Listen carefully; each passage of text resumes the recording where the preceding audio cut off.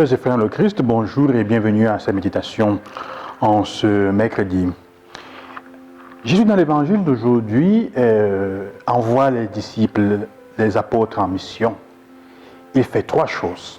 Il le fait en trois temps.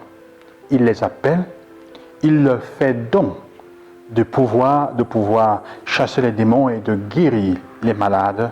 Et surtout après, il les envoie.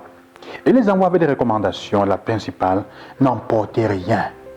Il citera pas de bâton, pas de besage, pas de sac et pas d'argent et une tunique de rechange. Déjà, il y a cette dimension du fait que Jésus, son activité consiste en fait à chasser les démons et à guérir. L'évangélisation est portée sur cela.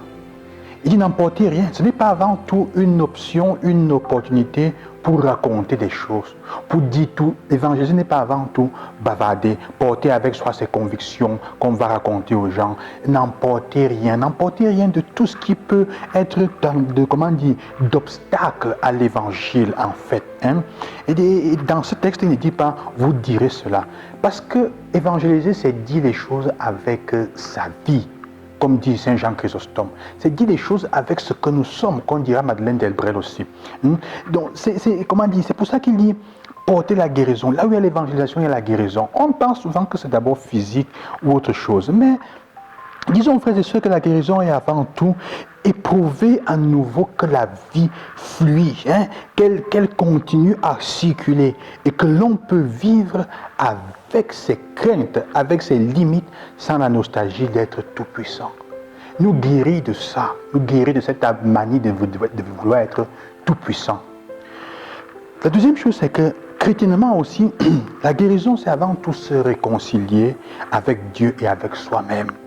Se réconcilier de quoi? Des accusations et des culpabilités que nous avons. L'accusation parfois qu'on fait à Dieu quand on a une maladie physique, il était où, Dieu est où, on accuse Dieu, c'est sa faute. Ou la culpabilité de dire qu'est-ce que j'ai fait, je me suis mal comporté, qu'est-ce que j'ai fait pour que ça me donne, ou chercher ailleurs et trouver dans les autres personnes. Jésus dit il faut éloigner ça.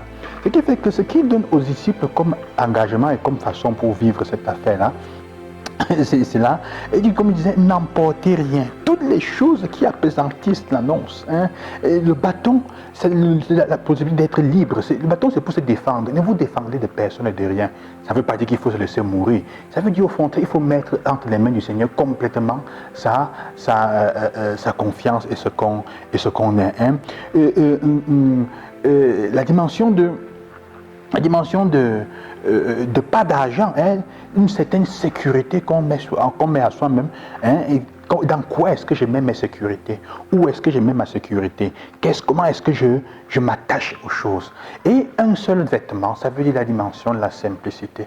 Je vous invite à être simple dans ce que nous sommes, frères et sœurs. Simple dans notre façon de faire et d'affronter les uns et les autres. Et c'est un engagement pour chacun et chacune de nous, tout chrétien est invité à annoncer au Seigneur, à porter la guérison et à chasser les démons, tout ce qui est là pour diviser, tout ce qui est là pour faire du mal. Porter la guérison dans nos relations.